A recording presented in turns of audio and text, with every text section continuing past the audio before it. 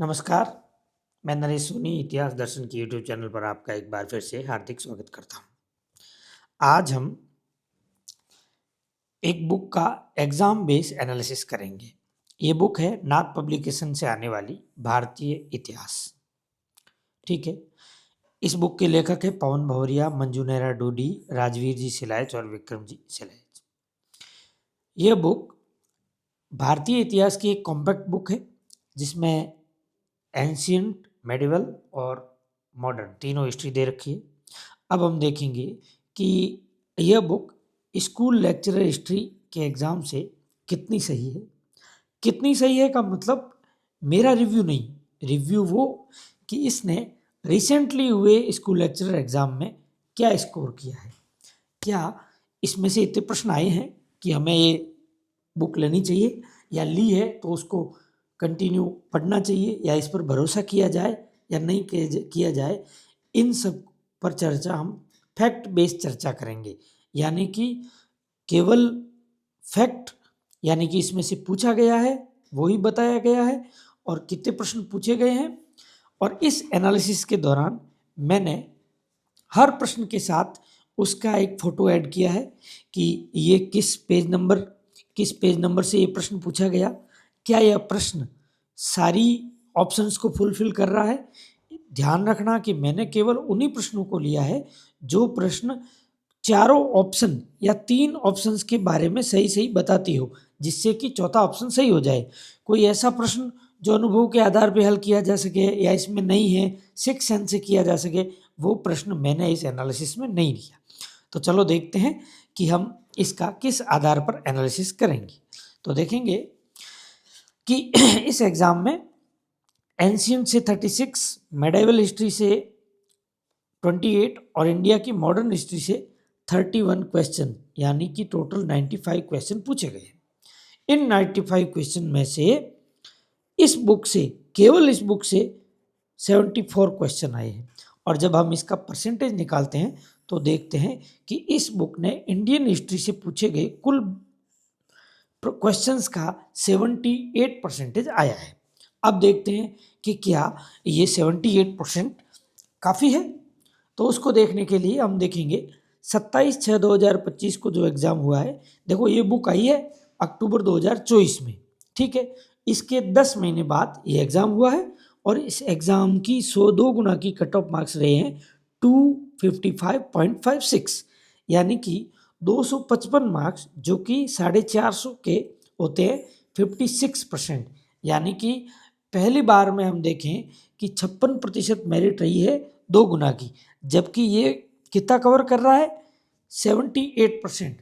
ध्यान रखिए ये 78% केवल वही है जिसमें से पूरे प्रश्न पूछे गए हो। इनमें से कुछ प्रश्न ऐसे हैं जो कि आप सिक्स सेंस से सही कर सकते हैं। अगर आपने क्यूमुलेटिव स्टडी करी है तो आप 4-5 प्रश्न इससे और निकल सकते थे, लेकिन मैंने केवल वो प्रश्न लिए जो टू द पॉइंट या फैक्ट टू फैक्ट या एज इट इज इसमें दे रखे हैं। जैसे कि उदाहरण देता हूँ, एक प्रश्न पूछा गया है, आर्य समाज धार्मिक सामाजिक नहीं बल्कि एक राष्ट्रीय आंदोलन था। हिस्ट्री ऑफ कांग्रेस में यह कथन किसने लिखा। यानी कि एक कथन दिया, फिर कहा कि ये कथन किस में है, हिस्ट्री ऑफ कांग्रेस बुक में।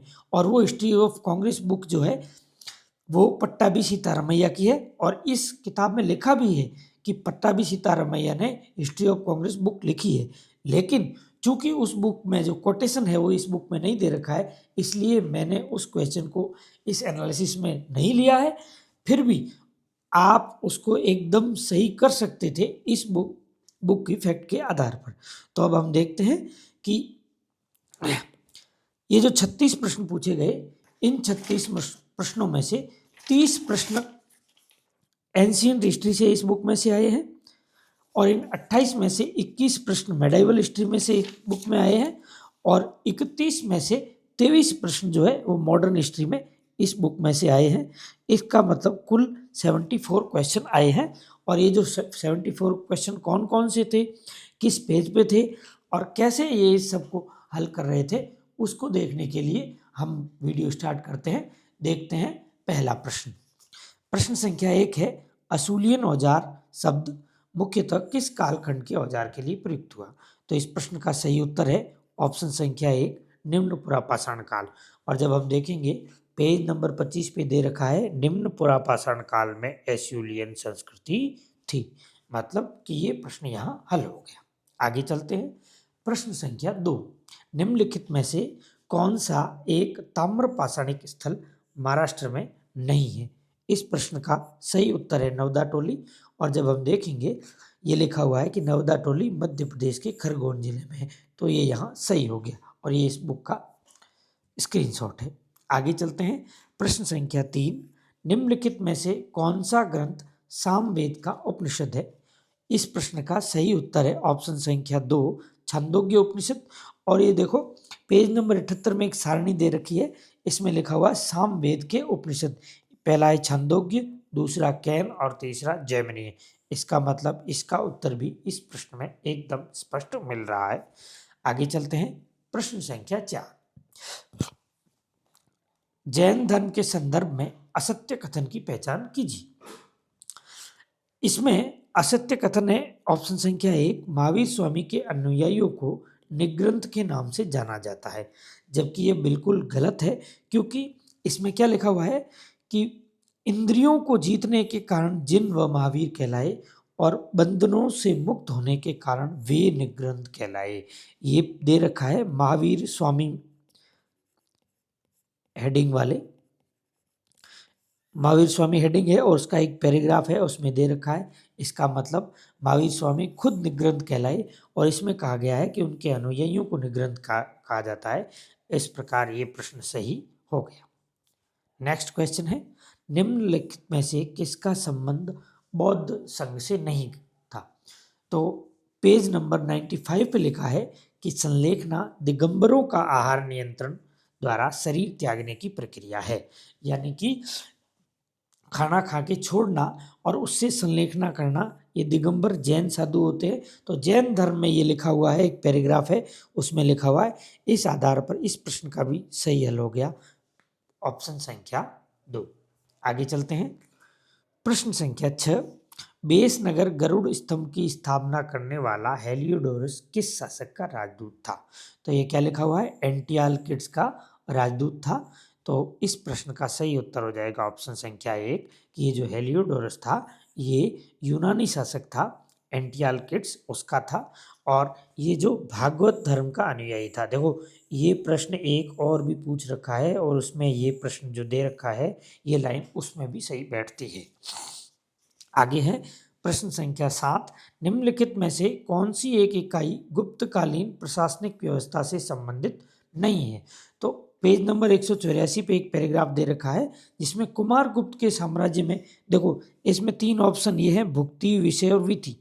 लिखा हुआ है कि प्रांत को भुक्ति, जिले को विषय और इससे छोटी इकाई विधि, यानी ये जो तीनों ही है गुप्तकालीन इकाई दे रखी है। मतलब इस प्रश्न का उत्तर हो जाएगा ऑप्शन संख्या 1 आहार। आहार एक प्रशासनिक व्यवस्था थी, लेकिन ये गुप्त से नहीं मौर्यों से संबंधित प्रशासनिक व्यवस्था थी। किससे थी? मौर्यों से संबंधित प्रशासनिक व्यवस्था। आगे चलते हैं। प्रश्न संख्या 8, गुप्तकालीन सिक्कों के बारे में निम्नलिखित कथनों में से कौन सा कथन असत्य है? प्राचीन भारत में सोने के सर्वाधिक सिक्के गुप्त काल में जारी हुए। ठीक है, ये पेज नंबर 13 पे लिखा हुआ है कि सर्वाधिक स्वर्ण सिक्के हैं जो गुप्तों ने जारी किए। इसका मतलब ये सही हो गया। दूसरा, गुप्तकालीन सोने के सिक्के कुषाणों के सिक्कों से ज़्यादा शुद्ध थे। देखो तो सीधा सीधा तीसरा है, गुप्त काल में तांबे के सिक्कों की संख्या कुषाणों की तुलना में कम है। तो देखो तीसरा यह है कि ताम्र सिक्के जारी किए गए, वहीं गुप्तों की ताम्र मुद्राएं संख्या में कम है। तो मतलब ये एक यहाँ हो गया, दूसरा यहाँ हो गया। अब देखो तीसरा क्या है, गुप्त काल में सिक्कों में युद्ध और कला प्रेम का भी चित्रण करते हैं। तो अप्रतीक प्रकार के जो सिक्के हैं इसमें युद्ध का, देखो इसमें कुमार गुप्त की मुद्राओं पर देवताओं के सेनापति कार्तिकेय के एक अंकन है और सैनिक सफलता का परिचय यानी युद्ध का। और वीणावाणी प्रकार के सिक्के हैं, मतलब ये कला प्रेम भी दर्शाते हैं। इस प्रकार ये प्रश्न भी एकदम पूरा पूरा मिला और इस प्रश्न का सही उत्तर हो गया ऑप्शन संख्या 2। आगे चलते हैं, प्रश्न 9 देखते हैं। हर्षवर्धन के किस अभिलेखों से ब्राह्मणों को अग्रहार के रूप में गांव देने का उल्लेख मिलता है। इस प्रश्न में जब हम देखेंगे तो बांसखेड़ा अभिलेख दे रखा है और इस बांसखेड़ा अभिलेख में मरकट सागर नाम को भरद्वाज गोत्रीय ब्राह्मणों को दान देने का उल्लेख है, मतलब बांसखेड़ा में है। दूसरा ऑप्शन है मधुबन ताम्रपत्र है, इसमें लिखा हुआ है कि सोमकुंडा गांव को भट्ट वात स्वामी तथा भट्ट शिवदेव स्वामी को अग्रहार देने का उल्लेख है। कौन सा गांव? सोमकुंडा। और इसमें क्या पूछा है? गांव और दान देने का उल्लेख। तो इस प्रश्न का सही उत्तर हो जाएगा ऑप्शन संख्या ए और डी बी, यानी बांसखेड़ा और मधुबन दोनों में ही अग्रहार या गांव देने का उल्लेख मिलता है। नेक्स्ट क्वेश्चन है, निम्न में से कौन सा एक युग्म सुमेलित नहीं है? गोंडो फर्नीज पहला शासक, ये दे रखा है कि गोंडो फर्नीज पहला वंश का सर्वाधिक शक्तिशाली था, तो ये मिल गया। दूसरा देवभूति शुंग शासक, शुंग वंश का अंतिम शासक देवभूति था, ये भी सही है। वासुदेव कण्व था, ये भी सही है। ये पेज नंबर 156 और 165 पर दे रखा है। अब तीनों मिल गए तो सही कौन सा होगा? चौथा ऑप्शन आंध्र पश्चिमी क्षत्र। ठीक है, आगे चलते हैं। प्रश्न संख्या 11, दक्षिणी पूर्वी एशिया के किस शासक ने पैगन में आनंद मंदिर का निर्माण करवाया? इस प्रश्न का सही उत्तर है क्यामजित और पेज नंबर 285 पे लिखा हुआ है कि आनंद मंदिर का निर्माण क्यामजित ने करवाया था।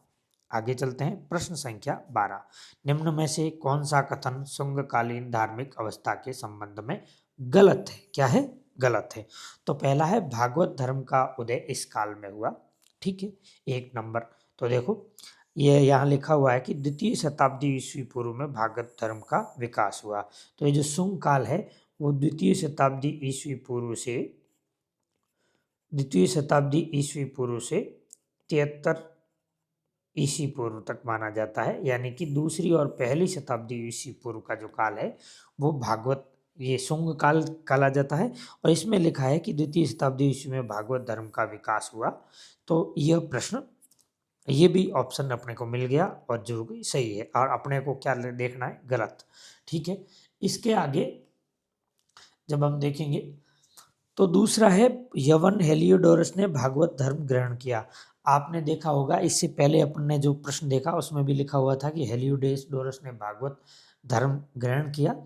आगे चल के हम देखेंगे ये जो इस पर उत्कीर्ण लेख में हेलियोडोरस खुद को भागवत कहा गया है। गरुड़ स्तंभ में खुद को क्या कहा गया है? भागवत कहा गया है, मतलब उसने भागवत धर्म ग्रहण किया, यानी कि दूसरा ऑप्शन भी यहाँ सही हो गया। पंचवृष्णि वीरों की पूजा का प्रथम उल्लेख मथुरा की पहली शताब्दी के मोरा का अभिलेख है। तो पहली शताब्दी भी शुंग वंश में, इसलिए ये भी शुंग वंश, यानी कि पंचवृष्णि वीरों, ये भी सही हो गया, ये भी सही हो गया, ये भी सही है। मतलब गलत कौन सा है? तो इस प्रश्न का सही राइट आंसर होगा 3, गरुड़ स्तंभ लेख के अनुसार दम, भक्ति और प्रमदा से स्वर्ग प्राप्त किया जा सकता है, ऐसा कोई उल्लेख इस स्तंभ लेख में नहीं था, इसलिए इस प्रश्न का सही उत्तर हो गया ये। आगे चलते हैं। प्रश्न संख्या 13, निम्नलिखित में से कौन सा कथन गलत है? बृहदेश्वर मंदिर चोल मंदिर वास्तुकला की पराकाष्ठा, एकदम सही है। यह तंजावुर में स्थित है, यह भी सही है। तीसरा है इसे राजेंद्र प्रथम ने बनाया था। तो इस प्रश्न का सही उत्तर हो जाएगा ऑप्शन संख्या 3, क्योंकि इसका निर्माण राजेंद्र प्रथम ने नहीं, उसके पिता राजराज प्रथम ने करवाया था। किसने करवाया था? राजराज प्रथम ने। इसके कारण इसको राजराजेश्वर मंदिर भी कहा जाता है। तो ये जो है प्रश्न, इसका उत्तर मिलेगा आपको पेज नंबर 268 पर। आगे चलते हैं। प्रश्न संख्या 14, निम्नलिखित में से कौन सा तथ्य असत्य है? यानी कि असत्य कौन सा है? पहला है मथुरा कला में बुद्ध की मूर्तियां यथार्थवादी है। ठीक है। दूसरा है बामियान में गांधार शैली की मूर्तियां हैं। अब देखो ये प्रश्न केवल अगर आपको ये ऑप्शन पता है तो भी हल हो सकता है। कैसे? देखिए, बामियान में गांधार शैली की मूर्तियां हैं, तो पेज नंबर 169 में ये दे रखा है कि बामियान जो है ये गांधार कला शैली का प्रमुख केंद्र था, यहाँ से बुद्ध की सबसे ऊंची मूर्ति प्राप्त हुई है। ठीक है। अब जब अपन को पता चल गया कि ये जो 2 नंबर है ये क्या है? सही है, तो अब इसमें से जो जहाँ जहाँ 2 नंबर है इसमें भी 1 और 2 है, 2 सही है, मतलब ये उत्तर गलत हो जाएगा। इसमें 2 और 3 है, इसमें भी 2 है, मतलब ये गलत हो जाएगा। इसमें भी केवल 2 है तो ये गलत हो जाएगा। पीछे कौन रहा? 1। इसका मतलब इस प्रश्न का सही उत्तर 1 है। हालांकि ये सारे ऑप्शन मिल जाएंगे। गांधार कला शैली, देखो मथुरा कला में बुद्ध की मूर्तियां यथार्थवादी नहीं है, मथुरा कला में आदर्शवादी है और गांधार में यथार्थवादी है। ये आपके पेज नंबर 170 में भी इसका उल्लेख मिलता है। आगे चलते हैं, प्रश्न संख्या 15। कश्मीर में प्रसिद्ध सूर्य मार्तंड मंदिर का निर्माण किसने करवाया था? इस प्रश्न का सही उत्तर है ऑप्शन संख्या 2 ललितादित्य, और ये आपके पेज नंबर 215 में मिल जाएगा। आगे चलते हैं, प्रश्न संख्या 16। कन्नौज में किस ग्रंथ में कन्नौज के राजा यशोवर्मन की विजयों की महिमा बताई गई है? तो वाकपति राजकृत गौड़वो है, इसमें लिखा हुआ है कि यशोवर्मन ने पूर्वी भारत पर आक्रमण किया, पेज नंबर 206 पे। इस प्रश्न का सही उत्तर गौड़वो है। हालांकि इस किताब में 2-3 जगह इस गौड़वो का जिक्र मिलता है और उसमें भी लिखा हुआ मिलता है कि यशोवर्मन ने की विजयों का वर्णन इस गौड़वो में मिलता है। नेक्स्ट क्वेश्चन है, निम्नांकित व्यवसायों को उनके कहे जाने वाले नाम से सुमेलित कीजिए।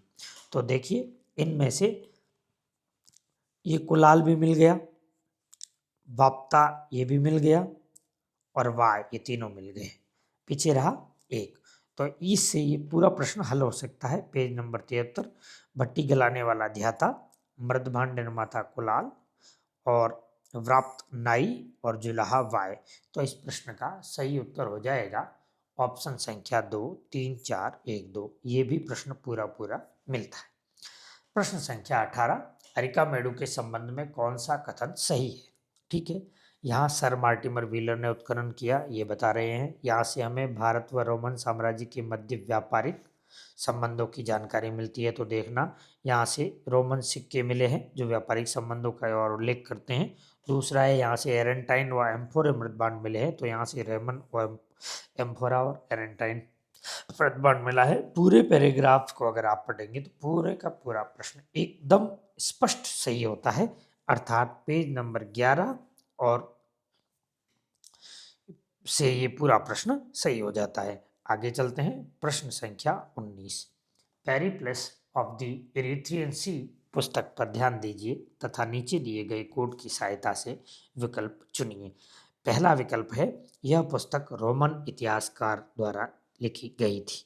तो ये एकदम गलत है, क्योंकि पेरिप्लस जो था वो रोमन नहीं था, ग्रीक नागरिक था, यानी यूनानी, अज्ञात यूनानी नागरिक था। अब देखो इसमें भी उसी तरह है। देखो इसमें पहला ऑप्शन जो है कथन ये गलत है, और ये पहला कथन 1 में भी दे रखा है, 2 में भी दे रखा है, 3 में भी, चौथे में भी दे रखा है। मतलब इस आधार पर हम इन तीनों ऑप्शन को एलिमिनेट करेंगे तो पीछे रह जाएगा ऑप्शन संख्या 3।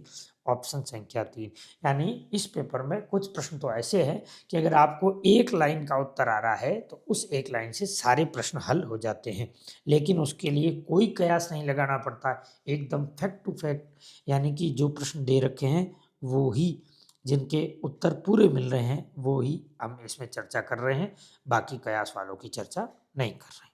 प्रश्न संख्या 20। कौन सा युग्म सही सुमेलित है?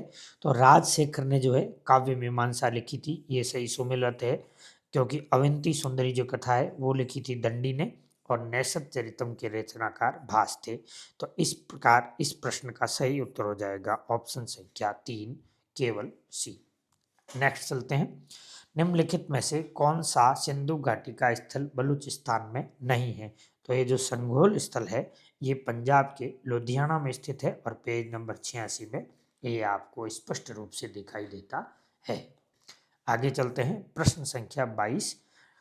बिंबिसार के शासनकाल में व्यावहारिक महामात्र किसे कहा जाता था? तो इस प्रश्न का सही उत्तर हो जाएगा ऑप्शन संख्या 3, न्यायाधीश। ये जो सारणी है मौर्यकालीन प्रशासकों की सारणी है, वो पेज नंबर 136 पे उस पे स्पष्ट लिखा गया है कि व्यावहारिक जो होता था वो दीवानी न्यायाधीश होता था। आगे चलते हैं, प्रश्न संख्या 23। चंद्रगुप्त के मौर्य विषय में एकमात्र अभिलेखीय साक्ष्य किस अभिलेख से प्राप्त हुआ है? तो इस प्रश्न का सही उत्तर है ऑप्शन संख्या 1, जूनागढ़ अभिलेख। चंद्रगुप्त मौर्य का प्राचीनतम अभिलेख साक्ष्य जूनागढ़ से मिलता है। पेज संख्या 123 में ये दे रखा है। आगे चलते हैं। प्रश्न संख्या 24, सम्राट अशोक ने नेपाल के किस नगर का निर्माण करवाया था? तो पेज नंबर 125 पे लिखा है कि नेपाल के ललित पट्टन का निर्माण किसने करवाया था? ने अशोक ने। इस प्रश्न का उत्तर भी सही हो गया। प्रश्न संख्या 25, मौर्यकालीन गुप्तचर को एरियन किसने कहा? एरियन ने किस नाम से संबोधित किया? तो एरियन ने ओवरसियर्स नाम से संबोधित किया, और ये पेज नंबर 138 पर। आगे चलते हैं। प्रश्न संख्या 26, सिंधु घाटी सभ्यता में स्तंभ के पॉलिश युक्त पाषाण खंड किस स्थान पर मिलते हैं? यानी कि एक्रोपोलिस जो है इसके दुर्ग है, और इस दुर्ग के अंदर पॉलिशदार श्वेत पाषाण स्तंभ मिले हैं। कहाँ से? धौलावीरा से। तो ये जो है धौलावीरा की जो हेडिंग लगाई हुई है पेज नंबर 44 पे, उसके पैराग्राफ का एक भाग है। ठीक है। अशोक के स्तंभों की यष्टि के बारे में निम्नलिखित कथनों को पढ़िए। देखिए ये एक ही लाइन में सब कुछ आ गया। स्तंभों की यष्टि नक्काशी से सुसज्जित है, उनकी सतह चमकदार है। इस प्रश्न पे पॉलिश चमकदार यानी इस पर पॉलिश की गई है। ठीक है। स्तंभों की यष्टि एकाश में, यानी स्तंभों की यष्टि एक ही पत्थर को तराश कर बनाई गई है। तो इस प्रश्न का सही उत्तर हो जाएगा ऑप्शन संख्या 4, ए, बी, सी। चारों ही ऑप्शन इस बुक में मिल रहे हैं। आगे चलते हैं। प्रश्न संख्या 28, मौर्य काल में निम्न में से किस प्रकार के ग्राम को कर से छूट मिल रही है? तो देखिए, कर मुक्त गांवों को क्या कहते थे? परिहारिका। और जो सैनिक आपूर्ति करते थे उनको कहा जाता आयुधिका। तो इस प्रश्न का सही उत्तर हो जाएगा ऑप्शन संख्या 3, परिहारिका गांव जो थे वो कर से मुक्त होते थे। आगे चलते हैं। प्रश्न संख्या 29, रुद्र अजमेर क्षेत्र के से किस शासक के सिक्के प्राप्त हुए हैं? तो इस प्रश्न का सही उत्तर है ऑप्शन संख्या 2। देखिए लिखा हुआ है कि इस वंश का नहपान क्षरात वंश का प्रसिद्ध शासक था, और अजमेर से नासिक तक के क्षेत्र में इसके क्या मिलते हैं? सिक्के। ये उल्लेख है आपके पेज नंबर 163 पर। आगे चलते हैं। प्रश्न संख्या 30, मदुरा के तमिल कवियों के संगम काल की समुन्नत स्थिति का वर्णन सर्वप्रथम किसमें उपलब्ध होता है? बहुत ही सरल प्रश्न है, कई बार पूछ दिया गया है अरैयनार अग्गपोरुल के भाष्य में, और इस प्रश्न का आपको मिल जाएगा 236 पेज नंबर पर। आगे चलते हैं। देखिए कुल 36 प्रश्नों में से ये जो 30 प्रश्न थे वो सीधे के सीधे प्रश्न पूछे गए थे। कहाँ से? आपके नाथ पब्लिकेशन की इस बुक से। अब अपन आगे के प्रश्न देखते हैं। इंडो ग्रीक शासकों के विषय में निम्नांकित में से कौन सा कथन असत्य है? इस प्रश्न का सही उत्तर है ऑप्शन संख्या 4, इंडो ग्रीक के सिक्कों के सभी सिक्कों पर पंच निगम का उल्लेख हुआ है। देखो जब हम इनकी व्यवस्था में सिक्के पढ़ेंगे तो हम पाएंगे कि कुछ इंडो ग्रीक शासकों ने अपने नाम लिखाए, कुछ ने चित्र बनाए। जब कुछ ने चित्र बनाए, कुछ ने अपने नाम मिलाए, तो सब में तो पंच निगम होने का सवाल ही नहीं उठता। तो इसको आप इस आधार पर अपने अनुभूति के आधार पर भी सही कर सकते थे, क्योंकि सांचों में डाले गए हैं ये भी इसमें दे रखा है, शासक का नाम और चित्र ये भी दे रखा है, और ये द्विलिपि है ये नहीं दे रखा, और ये दोनों ऑप्शन इनमें से नहीं मिलते इस बुक में, इस कारण अपन ने इसको इस बुक में नहीं लिया है। ठीक है। आगे चलते हैं। प्रश्न संख्या 32, दसपुर में गुप्तकालीन सूर्य मंदिर जो है इसका निर्माण किसने करवाया था? ठीक है। तो इसका निर्माण जो है, इस प्रश्न का सही उत्तर माना है आरपीएससी ने पट्टवाई श्रेणी। जबकि विमल चंद्र पांडे की एक पुस्तक आती है भारत का राजनीतिक एवं सांस्कृतिक इतिहास, उसके पेज नंबर 76 पे ये लिखा हुआ है कि मंदसौर में जो इस गुप्तकालीन सूर्य मंदिर का निर्माण जो करवाया था वो तंतुबाई श्रेणी ने करवाया था। उसके अलावा आरबीएससी की एक 12th की बुक आती थी पहले, उसके पेज नंबर 30 पर भी ये लिखा है कि तंतुबाई श्रेणी ने करवाया। फिर उस आधार पर नाथ में भी लिखा हुआ है और आर्य पब्लिकेशन में भी यही लिखा हुआ है। जबकि केसी श्रीवास्तव में ऐसा तो लिखा हुआ है कि मंदसौर में एक पट्टवाई श्रेणी थी। ठीक है, पट्टवाई श्रेणी का नाम तो लिखा हुआ है, लेकिन ये नहीं लिखा हुआ है कि उसने मंदिर का निर्माण करवाया। देखो अभी फाइनल आंसर की आनी है, अब पता नहीं इसका उत्तर पटवाई श्रेणी रहे या चेंज रहे, अपने को पता नहीं है, जबकि आरपीएससी ने अभी इसका नाम पटवाई लिखा है, जबकि कई किताबों में तंतुवाय भी मिलता है। क्या मिलता है? तंतुवाय। ठीक है, चलते हैं आगे। प्रश्न संख्या 33, निम्न में से कौन सा कथन सातवाहन कालीन श्रेणी व्यवस्था के संबंध में नहीं है? ये तो क्या है, केसी श्रीवास्तव की बुक से एक पैराग्राफ की 4 लाइनें हैं, 4 लाइनें सीधी सीधी लिखी हुई थी। तो इस प्रश्न का सही उत्तर हो जाएगा ऑप्शन संख्या, ठीक है, ऑप्शन संख्या 3। ये जो श्रेणियों के व्यापारिक नियम थे उसको श्रेणी धर्म कहा जाता था। क्या कहा जाता था? श्रेणी धर्म। जबकि इन्होंने लिख दिया, ये लाइन सीधी सीधी केसी श्रीवास्तव से पूरा पैराग्राफ उठाया गया है, 4 लाइनें हैं जैसे जैसे दे रखी थी। दक्षिण पूर्वी एशिया का सबसे बड़ा बौद्ध मंदिर कौन सा है? तो इस प्रश्न का सही उत्तर है बोरोबुदुर। हालांकि नाथ पब्लिकेशन की बुक में बोरोबुदुर स्तूप मंदिर के बारे में लिखा हुआ है, किसने बनाया वो भी लिखा हुआ है, लेकिन ये नहीं लिखा हुआ है कि ये दक्षिण पूर्वी एशिया का सबसे बड़ा बौद्ध मंदिर है। इस कारण हमने इसको इस बुक के अंतर्गत नहीं लिया। आगे चलते हैं, प्रश्न संख्या 35, निम्न में से कौन सा कथन पूर्व मध्यकालीन सहज्ञान संप्रदाय के विषय में सही नहीं है? इस प्रश्न का सही उत्तर है ऑप्शन संख्या 2, और यह भी मुझे इस किताब में नहीं मिला। प्रश्न संख्या 36, महाजनपद काल में कुरुओं ने जिस भूभाग पर अधिकार किया था वह फैला था। इस प्रश्न का सही उत्तर है ऑप्शन संख्या 2, गंगा नदी से सरस्वती नदी तक यह भूभाग फैला था। यदि आपके पास ये बुक है तो जो प्रश्न आपको इस बुक से नहीं मिल रहे हैं उसको, जहाँ इनका क्षेत्र है जिस वो जगह ये दे रखा है वहाँ ऐड ऑन कर सकते हैं, ये आपके लिए लाभदायक होगा। तो अब हमने एंशियंट हिस्ट्री के 36 प्रश्नों को देखा। इन 36 प्रश्नों में से जो 30 प्रश्न हैं वो इस बुक से आए, मतलब 80% भाग इस बुक ने इस एंशियंट हिस्ट्री का कवर कर लिया। आगे चलते हैं, अब मेडिवल हिस्ट्री है। मेडिवल हिस्ट्री का पहला प्रश्न है, बंगाल के तुगरेल खां के विद्रोह के दमन के पश्चात बलबन ने किसे वहां का गवर्नर नियुक्त किया? इस प्रश्न का सही उत्तर है ऑप्शन संख्या 3, बुगरा खान। और आपके पेज नंबर 314 के एक पैराग्राफ में ये लिखा हुआ है कि बुगरा खां को बंगाल का इक्तेदार नियुक्त किया, और उससे पहले तुगरल का विद्रोह के बारे में भी लिखा हुआ है। प्रश्न संख्या 2, बलबन के उस बेटे का नाम बताइए जिसने अफगानिस्तान के तैमूर खान के घातक हमले से रक्षा करते हुए अपनी जान दे दी। इस प्रश्न का सही उत्तर है मोहम्मद। और आप देखो, ये पेज नंबर 315 के 1225 में तिमूर नामक मंगोल ने आक्रमण किया, शहजादा मोहम्मद लड़ता हुआ मारा गया।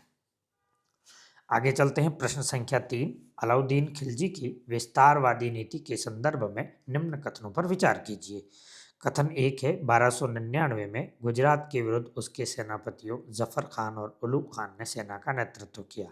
यह कथन गलत है, क्योंकि दे रखा है उलूग खान और नुसरत खान था, जफर खान नहीं था। तो ये जो पहला ऑप्शन है ये गलत हो जाएगा। ठीक है, और फिर दूसरा है, उसने देवगिरी पर 3 बार आक्रमण किया। ये भी सही नहीं है, क्योंकि उसने देवगिरी पर 2 बार आक्रमण किया। देवगिरी पर कितने आक्रमण किया? 2 बार। पहला किया 1300, 2 बार आक्रमण किया। ठीक है, पहला किया 1306-7 में, और दूसरा किया 1313 में।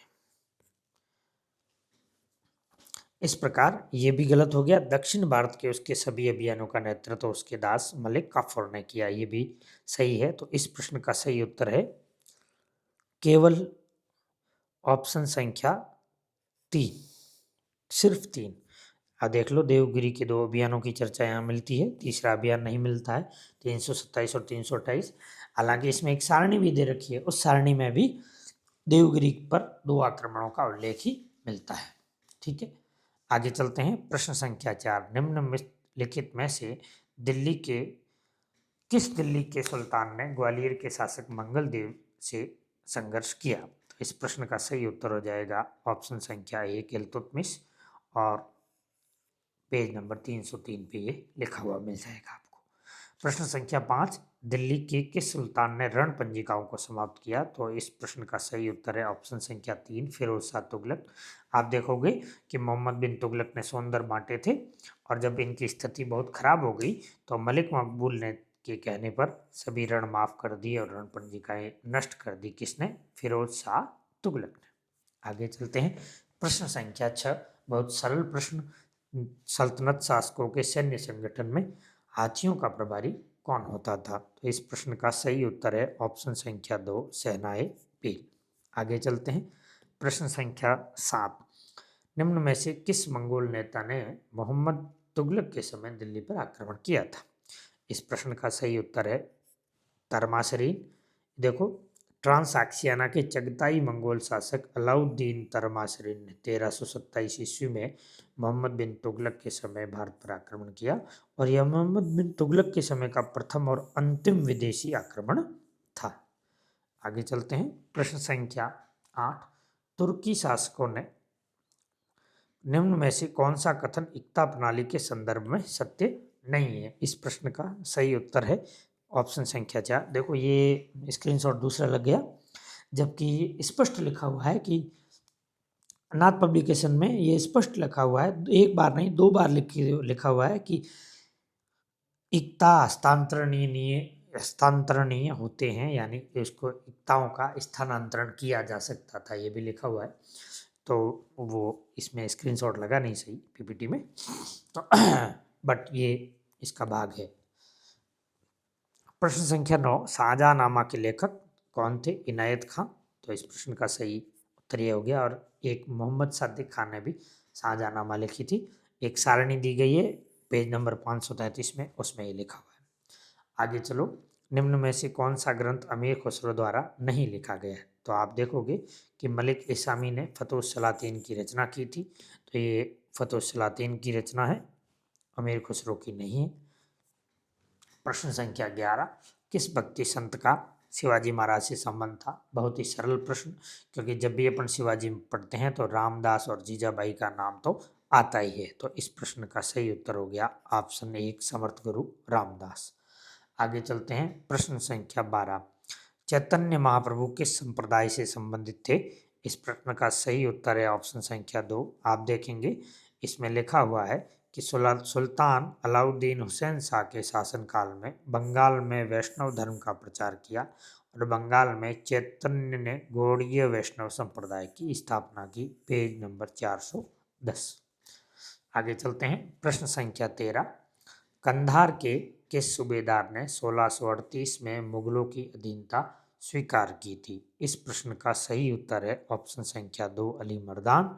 और आप देखेंगे इसमें डेट भी दे रखी है 28 फरवरी 1638 में अली मर्दान ने कंधार मुगल अधिकारी सैयद खान को सौंप दिया।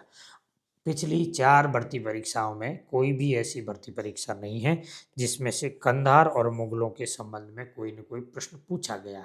शाहजहां के समय का पूछा गया, शाह अब्बास प्रथम का पूछा गया, शाह अब्बास द्वितीय का पूछा गया। मतलब यह एक इम्पोर्टेंट टॉपिक हो सकता है। आगे चलते हैं। हुमायूं द्वारा लड़े गए 4 महत्वपूर्ण युद्ध, ये भी सरल प्रश्न है, आपको हर बुक में मिल जाएगा। इस प्रश्न का सही उत्तर है ऑप्शन संख्या 4, दोरिया का युद्ध 1532, चौसा 1539, बिलग्राम 40 और सरहिंद 1555। आगे चलते हैं। प्रश्न संख्या 15, निम्नलिखित कथनों को पढ़िए और नीचे दिए गए विकल्पों को सही चुनिए। ऑप्शन संख्या 1, 1575 में अकबर ने अपने साम्राज्य को 12 सूबों में बांटा। आप देखोगे यहाँ लिखा हुआ है कि 1580 में संपूर्ण साम्राज्य को 12 प्रांतों में बांटा था, तो ये गलत हो गया। और अकबर ने गोलकोंडा, अहमदनगर और बीजापुर को जीतकर अपने साम्राज्य के सूबों में शामिल कर दिया। ये प्रश्न सही नहीं है। ये बरार और खानदेश को इन्होंने जीता था और अपने क्षेत्र में शामिल किया गया, और अहमदनगर भी पूरा नहीं शामिल कर पाए थे। इस प्रश्न का सही उत्तर है ऑप्शन संख्या 4, ए और बी दोनों ही गलत है। आगे चलते हैं। प्रश्न संख्या 16, 1664 में सूरत के आक्रमण के समय सूरत का मुगल गवर्नर कौन था? 1, शाइस्ता खान, 2, मिर्जा रजा जय सिंह, 3 सिद्दी जौहर, 4 इनायत खान और 5 अनुत्तरित। इस प्रश्न का सही उत्तर है ऑप्शन संख्या 1 शाइस्ता खान जो था। मुगल फौजदार शाइस्ता खान जो है वो भाग गया, ठीक है, सूरत की लूट के समय, और ये 1664 में हुई। ये पेज नंबर 561 में इसके बारे में लिखा हुआ है। आगे चलते हैं। प्रश्न संख्या 17 मुगल कालीन कृषि जन्य वर्ग को उनकी स्थिति के अनुसार सुमेलित कीजिए। देखिए, जब देखेंगे तो पहला है पाही कास्त। पाही कास्त जो है अन्य गांवों से कार्य करने वाला कृषक जो होता है वो पाही कास्त होता है। कैसा होता है? अन्य गांव, जो पाही कास्त दूसरे वर्ग के किसानों को, इन्हें ऊपरी राजस्थान में पाही, ये दूसरे गांव में जाकर खेती करते थे, ठीक है। दूसरा है मुजारियान भूस्वाम। मुजारियान जो होता था वो मौसमी अंश होता था, मौसमी अंश हिस्सेदार। खुद कास्ट ये लिखा हुआ है, जो खुद का मालिक होता था, अपनी भूमि पर खेती करता था, वो कहलाता था खुद कास्ट। और मुजारियान जो होता था, इसके पास अपनी खुद की इतनी भूमि नहीं होती थी, तो कुछ अंश लेकर के उस पर कृषि किया करता था। देखो, इसमें पाई कास्ट दे रखा है, खुद कास्ट दे रखा है, और मिरासी, महाराष्ट्र में मिरासी। तो महाराष्ट्र में जो मिराष्ट्र भू स्वामित्व का वर्ग है, तो इसमें 3 ऑप्शन दे रखे हैं, आ गए हैं, मतलब ये चौथा भी सही है। लेकिन आगे इसमें, इसके आगे के जो पैराग्राफ है उसमें ये मुजारियान भी दे रखा है, इसका मतलब ये पूरा दे रखा है। इस प्रश्न का सही उत्तर हो जाएगा ऑप्शन संख्या 3 पाई कास्ट। खुद कास्ट यानी भूमि का स्वामी, पाई कास्ट यानी अन्य गांवों में कृषि करने वाला, मुजारियान यानी मौसमी अंश हिस्सेदार कृषक वर्ग, और मिरासी महाराष्ट्र का भूस्वामी वर्ग। आगे चलते हैं। प्रश्न संख्या 18 सुल्तान ए तरीकीन किस सूफी संत को कहा जाता है? तो इस प्रश्न का सही उत्तर है ऑप्शन संख्या 2 शेख हमीमुद्दीन नागौरी। और ख्वाजा मोइनुद्दीन चिश्ती ने इनको सुल्तानुल तारिकीन यानी सन्यासियों के सुल्तान की उपाधि दी थी। इस प्रश्न को आप आंसर को 416 नंबर पेज में देख सकते हो। आगे चलते हैं। प्रश्न संख्या 19 पूना में स्थित पेशवा के सचिवालय को हुजूर दफ्तर कहा जाता था, और आपके 563 नंबर पेज पर यह दे रखा है। प्रश्न संख्या 20 पेशवाओं के कालक्रम को व्यवस्थित कीजिए। ये पेशवाओं का कालक्रम सबसे हर जगह मिल जाएगा। बालाजी विश्वनाथ के पुत्र थे बाजीराव प्रथम। बाजीराव प्रथम के बाद बालाजी बाजीराव, फिर माधवराव हुए। 569, 68, 69, 70 और 72, इन सब में इनके बारे में बात की गई है। आगे चलते हैं। मुगल सम्राट अकबर के शासनकाल के अंत में 2 अधिकारियों को 7,000 का मनसब दिया गया था। ये 7,000 का मनसब इसलिए पूछते हैं क्योंकि मुगल काल में 5,000 का मनसब जो अधिकतम होता था, कोई स्पेशल व्यक्ति होता था उसको ही 7,000 का मनसब दिया जाता था। तो जो मिर्जा अजीज कोका और राजा मान सिंह, यानी कि राजघराने से बाहर 7,000 का मनसब देना अपने आप में बहुत बड़ी बात होती है। और इस प्रश्न का सही उत्तर हो जाएगा ऑप्शन संख्या 1 और 3, ऑप्शन संख्या 3, ठीक है। अब आगे चलते हैं। प्रश्न संख्या 22 निम्न में से किसने वारंगल का नाम बदलकर सुल्तानपुर कर दिया? देखिए, यहाँ अपन जब, ये बहुत फेमस प्रश्न है और इस प्रश्न का उत्तर है मोहम्मद बिन तुगलक। यानी कि 1322 में गयासुद्दीन तुगलक जब शासक था, तब मोहम्मद बिन तुगलक ने वारंगल पर आक्रमण किया था, और वारंगल पर आक्रमण करके उसको जीत करके उसका नाम कर दिया था सुल्तानपुर। अब नाथ में ऐसा लिखा हुआ है कि वारंगल का नाम तेलंगाना का नाम बदलकर सुल्तानपुर रख दिया गया। अब किसने रखा वो लिखा हुआ नहीं है, जबकि ऊपर लिखा हुआ है कि इसको जीता था उलूग खां, जौना खां या फिर मोहम्मद बिन तुगलक ने। अगर आप थोड़ा बहुत दिमाग लगाते तो ये प्रश्न वहाँ से सही हो सकता था, क्योंकि एज इट इज नहीं दे रखा है, इसलिए मैंने इसको इसमें बुक के उस संदर्भ में शामिल नहीं किया। प्रश्न संख्या 23 कौन से भक्ति संत को का सूरदास के सूर सारावली पर प्रभाव पड़ता है? अब देखो, पेज नंबर 343 पे लिखा हुआ है कि सूरदास वल्लभाचार्य के शिष्य थे। किसके शिष्य थे?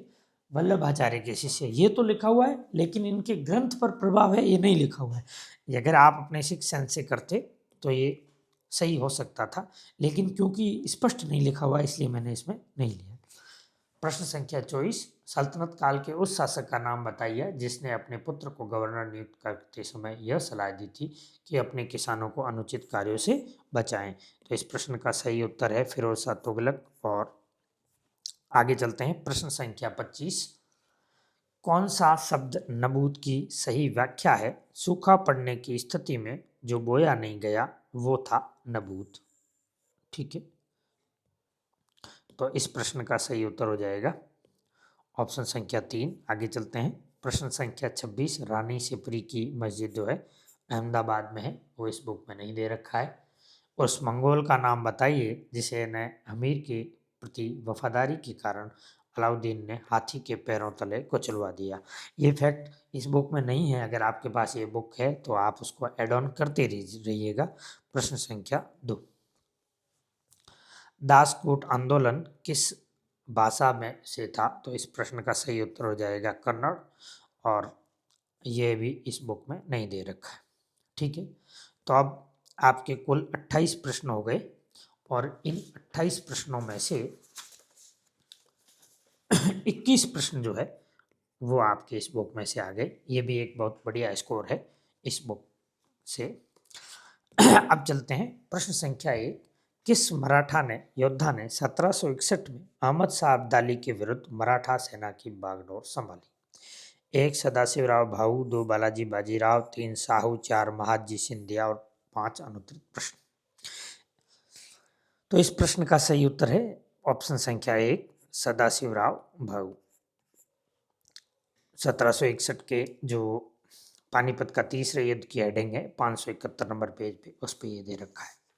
आगे चलते हैं, प्रश्न संख्या 2, ब्रह्म समाज से अलग होकर 1861 में केशव चंद्र सेन ने 1881 में केशव चंद्र सेन ने निम्न में से किस नए और सार्वभौमिक धर्म की स्थापना की? तो इस प्रश्न का सही उत्तर है नव विधान, और ये इसके पेज नंबर 614 में है। हालांकि पूछा इसमें 1881 बता रहा है, इसमें 1870, लेकिन हमको जिससे मतलब है वो मिल गया। आगे चलते हैं, प्रश्न संख्या 3, रेगुलेटिंग एक्ट द्वारा भारत में सर्वोच्च न्यायालय का प्रावधान किया गया। तो इसमें देखो दे रखा है कि गलत शब्द को चुनिए, किसको चुनना है? गलत को। तो ये पैराग्राफ है कि रेगुलेटिंग एक्ट के तहत ही 1774 में कलकत्ता में एक सर्वोच्च न्यायालय की स्थापना की गई। सर एलिजा एम्पे को मुख्य न्यायाधीश बनाया गया। ये लिखा हुआ है पेज नंबर 787, इसकी हेडिंग यही है, रेगुलेटिंग एक्ट। इसके बाद पिट्स इंडिया एक्ट द्वारा कंपनी में सभी प्रकार के व्यापार के एकाधिकार समाप्त कर दिए गए। यह इस प्रश्न का उत्तर है, क्योंकि ये सही नहीं है, गलत है। 18 आप देखोगे बाकी वाले इसमें मिल गए हैं।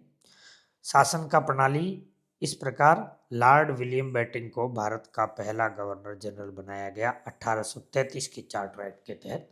तो ये 1833 की चार्टर एक्ट की हेडिंग है, तो आप देख लो, ये प्रश्न दे रखा है गवर्नर जनरल पद अस्तित्व में आया, ये भी सही। 1919 के भारत परिषद अधिनियम द्वारा, भारत सरकार अधिनियम द्वारा केंद्र में द्विसदनीय विधान परिषद की स्थापना की गई। आप देखोगे 1919 का भारत परिषद अधिनियम पेज नंबर 791 में दे रखा है, इसमें स्पष्ट लिखा है कि केंद्र में द्विसदनीय विधान मंडल की स्थापना की गई। इस प्रकार इस प्रश्न का सही उत्तर हो गया ऑप्शन संख्या 2। आगे चलते हैं, प्रश्न संख्या 3, 1908 में समाचार पत्र पर उनमें प्रकाशित लेखों के लिए राजद्रोह के आरोप में मुकदमा चलाया गया था। हिंद स्वराज, यंग इंडिया, केसरी, अरुणोदय और अनुत्तरित। इस प्रश्न का सही उत्तर है ऑप्शन संख्या 3, केसरी। देखिए 30 अप्रैल 1908 को मुजफ्फरपुर में खुदीराम बोस ने बम फेंका। इस बम कांड के संदर्भ में केसरी के में लेखों के कारण इन पर राजद्रोह का मुकदमा चलाया गया। तो ये मिल गया। एक प्रश्न ये भी बन सकता है कि किस घटना के बारे में लिखने के कारण इन पर राजद्रोह का मुकदमा किया? तो मुजफ्फरपुर में जो खुदीराम बोस ने बम फेंका था उसमें। प्रश्न संख्या 5, दिल्ली षड्यंत्र मुकदमे में निम्नलिखित में से किसको फांसी दी गई? अवध बिहारी, अमीचंद और बसंत कुमार। इस प्रश्न का सही उत्तर हो जाएगा ऑप्शन संख्या बी, सी और डी। और ये आपको यहाँ मिल गया है। बाल मुकुंद, बसंत कुमार, इन चारों को दे रखी थी। दीप 4 जनों को फांसी दी गई थी। तो ये बाल मुकुंद जो है ये थे, बलराज नहीं थे। ठीक है, आगे चलते हैं। प्रश्न संख्या 6, इल्बर्ट बिल के विरोध में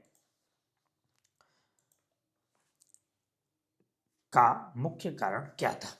तो इस प्रश्न का सही उत्तर हो जाएगा कि इल्बर्ट बिल के विरोध का मुख्य कारण जो था, इसमें भारतीयों और यूरोपियनों के साथ समानता की बात थी, जो कि यूरोपियनों को अस्वीकार थी। ऑप्शन संख्या 3 इसका उत्तर हो जाएगा। देखिए पेज नंबर 827 में लिखा है कि इल्बर्ट ने फरवरी 1883 में विधान परिषद में भारतीय यूरोपीय मजिस्ट्रेटों को समान अधिकार देने वाला एक बिल प्रस्तुत किया, जिसे इल्बर्ट बिल के नाम से जाना जाता था।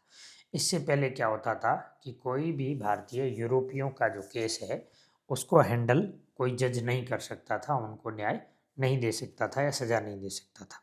लेकिन इल्बर्ट ने एक ऐसा प्रस्ताव दिया कि अभी भारतीय भी यूरोपियन पर केस चलाते हैं, तो वो उसका जज कोई यूरोपियन हो सकता है, कोई भारतीय हो सकता है।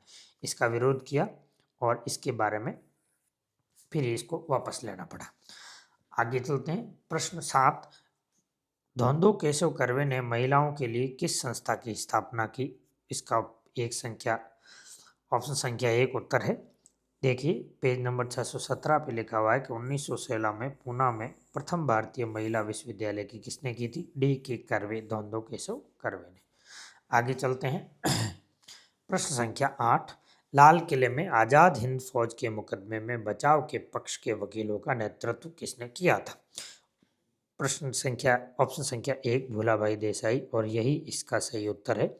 यानी कि वकील तो खूब थे, कैलाशनाथ काटजू थे, भूलाभाई देसाई थे, आसफ अली थी, जवाहरलाल नेहरू भी थे, लेकिन इसका नेतृत्व किसने किया था? भूलाभाई देसाई ने। और 778 पेज नंबर पर ये मिल जाएगा।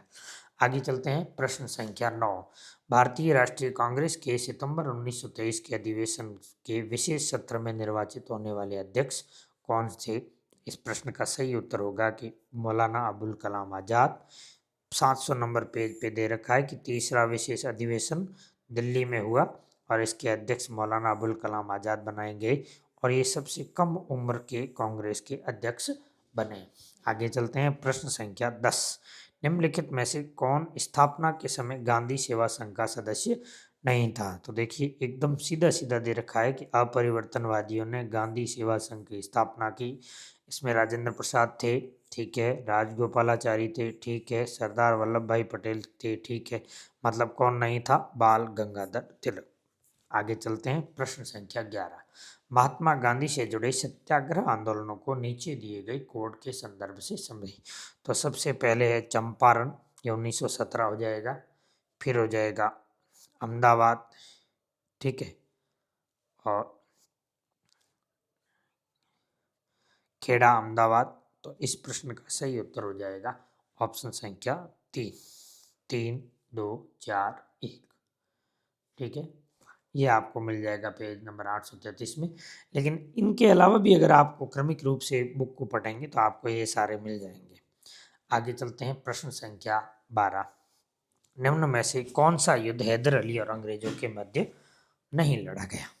ठीक है, तो ये जो पोर्टोलेवा और सालिंगुर, ये 2 युद्ध है, ये 1781 में फर्स्ट आंग्ल मैसूर युद्ध के टाइम लड़े गए। ये हैदर अली और अंग्रेजों के बीच लड़े गए। और पोलीलूर का युद्ध 1782 में लड़ा गया। और जबकि मालवल्ली का युद्ध है, ये जो है टीपू और जनरल हैरिस के बीच लड़ा गया। तो इस प्रश्न का सही उत्तर हो जाएगा ऑप्शन संख्या 4। आप देखो, ये जो स्टुअर्ट से सदा मेजर जनरल हैरिस से मालवली के युद्ध में पराजय के होने के बाद टीपू अपनी राजधानी श्रीरंगपुर लौट गया। तो स्पष्ट दे रखा है। तो 597 पेज नंबर पे, हालांकि इनकी भी डिटेल इसमें दे रखी थी, क्योंकि इस प्रश्न इसी पैराग्राफ से सही हो सकता था, इसलिए हमने आगे दिए। आगे चलते हैं। प्रश्न संख्या 13, पंजाब के रणजीत सिंह के संदर्भ में कौन सा कथन सत्य है? अफगानिस्तान के जमान शाह के समर्थन में रणजीत सिंह ने लाहौर पर अधिकार किया। सही है, ये ऑप्शन 1 सही है, क्योंकि इसने जमान शाह ने इन्हें राजा की उपाधि दी और रणजीत सिंह को लाहौर पर अधिकार करने की अनुमति दी। आगे चलते हैं। रणजीत सिंह ने अमृतसर पर अधिकार किया। आगे देखते हैं। रणजीत सिंह ने 1805 में भंगी मिसल से लाहौर तथा अमृतसर छीन करके गुजरांवाला की जगह लाहौर को अपनी राजधानी बनाया। ये 592 में, यानी कि ये भी सही है और ये भी सही है। तो केवल 1 और 2 है, ये इसी में ही है। तो इस प्रश्न का सही उत्तर है ऑप्शन संख्या 4। अगर इस प्रश्न का ऑप्शन 1, 2, 3 होता तो हमें इन तीनों की जानकारी करनी होती है, किन चूंकि ये दोनों से हल हो गया तो हमें इन तीसरी की जानकारी नहीं करनी चाहिए, लेकिन फिर भी ये भी इसके किताब के अंदर दे रखा है। आगे चलते हैं। प्रश्न संख्या 14। अगस्त 1725 में 65 में आंतरिक व्यापार के नियंत्रण को विनियमित और नियमित करने के लिए ईस्ट इंडिया कंपनी द्वारा बंगाल में निम्नलिखित में से कौन सी वस्तु शामिल नहीं थी? नमक, सुपारी, तंबाकू, शक्कर। इस प्रश्न का सही उत्तर है ऑप्शन संख्या 3, तंबाकू। ठीक है, नमक, सुपारी। इस प्रश्न का सही उत्तर है ऑप्शन संख्या 4, शक्कर, क्योंकि इसमें नमक था, सुपारी थी, तंबाकू था, शक्कर नहीं थी। और ये आपके पेज नंबर 812 में स्पष्ट दे रखा है। आगे चलते हैं। प्रश्न संख्या 15। बंगाल के उस गवर्नर जनरल का नाम बताइए जिसने राजकोष को मुर्शिदाबाद से कलकत्ता स्थानांतरित किया। इस प्रश्न का सही उत्तर है ऑप्शन संख्या 2, वारेन हेस्टिंग्स। ये आपके 813 पेज नंबर पे लिखा हुआ है कि 1772 में राजकीय कोषागार को मुर्शिदाबाद से हटाकर कलकत्ता ले जाया गया। किसके समय? वारेन हेस्टिंग के समय। आगे चलते हैं। प्रश्न संख्या 16। बंगाल का नवाब बनने से पूर्व मीर कासिम किस स्थान का फौजदार था? इस प्रश्न का सही उत्तर है रंगपुर और पूर्णिया का फौजदार। और आपके 587 नंबर पेज पर स्पष्ट रूप से यह चीज मेंशन की गई है। आगे चलते हैं। प्रश्न संख्या 17। निम्नलिखित में से किस संधि से होलकर ने राजपूत राज्यों से अपना नियंत्रण समाप्त कर लिया? 1 ग्वालियर संधि, 2 नागपुर, 3 मंदसौर, 4 पूना और 5 अनुत्तरित। तो इस प्रश्न का सही उत्तर हो जाएगा ऑप्शन संख्या 3, मंदसौर की संधि।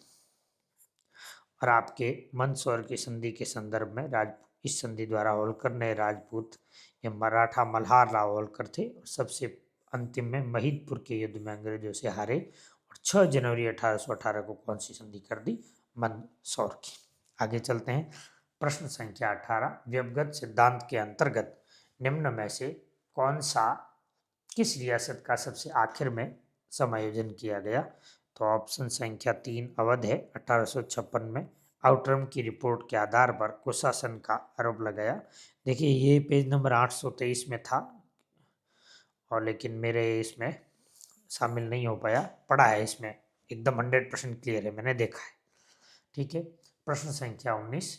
भारत सचिव की सहायता के लिए 15 सदस्यों की सदस्य परिषद जो है वो बनाई गई थी। इसमें सदस्य थे 15। प्रश्न संख्या 19। भारत सचिव की सहायता के लिए बनी भारत परिषद के सदस्यों की संख्या कितनी थी? तो इस प्रश्न का सही उत्तर है ऑप्शन संख्या 2, 15। आगे चलते हैं। प्रश्न संख्या 20। किस अधिनियम के तहत कलकत्ता में सर्वोच्च न्यायालय की स्थापना की गई? 1773 का रेगुलेटिंग एक्ट। ये आपके इस प्रश्न में जो है, ये प्रश्न आगे भी पूछा गया है, उसमें उस प्रश्न में एक कथन था जो इससे संबंधित था। आगे चलते हैं। प्रश्न संख्या 20। 1857 में बरेली में क्रांति का नेतृत्व करने वाला व्यक्ति कौन था? तो बरेली में खान बहादुर खान ने विद्रोह किया था, लेकिन बख्त खान भी बरेली आए और तोपदार के सूबेदार बन गए। देखो बरेली में जो प्रसिद्ध नाम है वो जो पूछा जाता है वो खान बहादुर का खान का है, लेकिन खान बहादुर खान का कई बार पूछ लिया तो अब नाम आया है बख्त खान का, और बख्त खान भी बरेली का ही व्यक्ति था। आगे चलते हैं। प्रश्न संख्या 22। 1927 में सर हारकोर्ट बटलर की समिति का गठन किया गया था प्रांतों के द्वैध शासन की जांच हेतु, ब्रिटिश रियासतों एवं ब्रिटिश सर्वोच्च सत्ता के संबंध की जांच हेतु। इस प्रश्न का सही उत्तर ये है कि बटलर आयोग का गठन 1927 में लॉर्ड इरविन के समय किया गया था। इस समिति ने देशी राज्यों व ब्रिटिश परम सत्ता के बीच संबंधों को परिभाषित किया था। तो इस प्रश्न का सही उत्तर ये है और ये पेज नंबर 690 पर। आगे चलते हैं, प्रश्न संख्या 23। निम्नलिखित में से कौन सा मत ग्रह प्रभार में समाविष्ट थी? तो ये जो सारी मदें हैं ये ग्रह प्रभार में समाविष्ट थी। पेज नंबर 656 में आप इसको देख सकते हो।